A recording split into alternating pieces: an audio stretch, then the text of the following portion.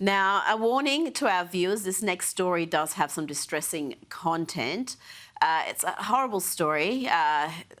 What looks like race-based violence from Cincinnati received scant coverage until the Vice President talked about them. The scenes are horrific, but when I went to Google yesterday looking for news coverage, the mainstream media were missing in action. Indeed, the first news story that popped up was about Ice Cube's surprise appearance at the Cincinnati Music Festival. But that has all changed now because the Vice President was asked about this issue and he had this to say. What I saw is a mob of lawless thugs beating up on an innocent person, and it's disgusting. And I hope every single one of those people who engage in violence is prosecuted to the full extent of the law. And they will be. They will be so long as law enforcement in the state of Ohio takes their job seriously. I know Dave Yost cares a lot about these things. I don't know the full context. I don't know how the fight started. But the one part that I saw that was really gruesome is you had a grown man who sucker punched a middle-aged woman. And where I come from, at least, when you have a grown man who sucker punches a middle-aged woman, that person ought to go to jail for a very long time. And frankly, he's lucky there weren't some better people around because they would have handled it themselves. But if they're not going to handle it, the cops in Cincinnati, the law enforcement, you've got to prosecute people. We've had way too much lawlessness on the streets of great American cities. We are now seeing some news coverage on this story, but Kosha, I can guarantee if the races of the victims were reversed, if the perpetrators were mainly white and the victims were black, let's face it, this would be front page on most newspapers across America, would be leading the news service. But it's taken the Vice President's intervention to actually put this even in the news cycle. The media, thankfully, is just getting more and more irrelevant, and there are these alternatives with independent media, and it's going viral online, as you said.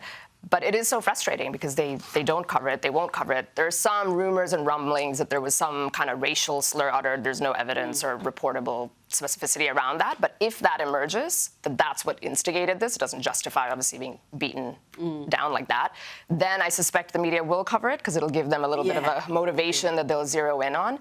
But it is frustrating. I think two things will force them to, either that, high-profile people like the Vice President speaking out about it, and then prosecutions, if they happen. Harmeet Dillon, who's the head of the civil rights group under Pam Bondi, under this administration, came out with a statement that federal statutes protect all Americans, regardless of color, and we will be watching the Cincinnati prosecutors closely to make sure that they bring charges against these people. That's what everybody's waiting to see.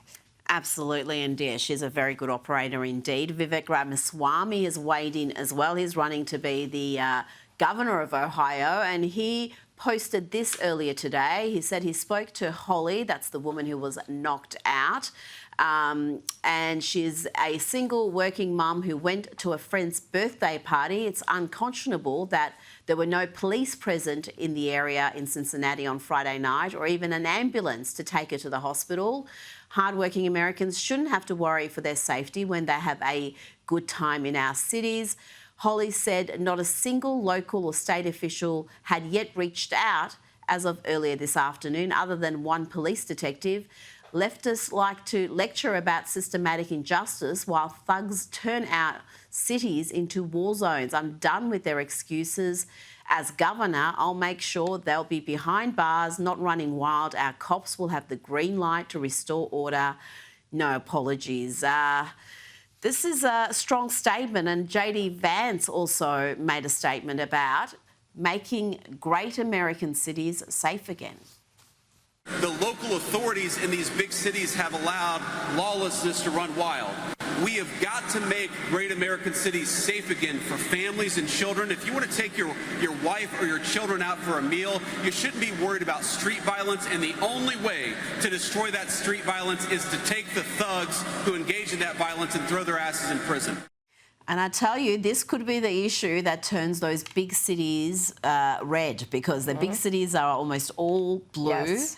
But crime is just running rampant, and people are sick of it, surely. Yes, you see little sparks of that. So Ohio as a state has turned quite red and has gone to Trump by 10 points in every election, actually, that he's run in 3 times.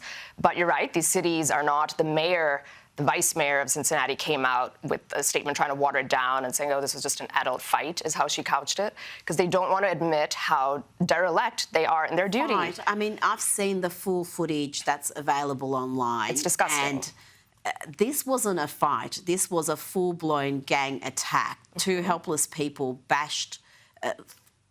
Almost a miracle they're alive. And Absolutely. then the second video is a man by himself who is just horrifically bashed. They're trying to water it down, but the only thing that'll make a difference is prosecutions, handcuffs, and that is the deterrence. And we keep talking about Bukele and El Salvador and how he has done that by having very, very strong consequences for criminality. We need to bring that back, especially after BLM. The system has sent a very bad message that you can do these kinds of things and get away with it, especially if you're from certain groups. Yeah. And that has to be turned around. Absolutely. Kosha Gator, thank you so much for your time.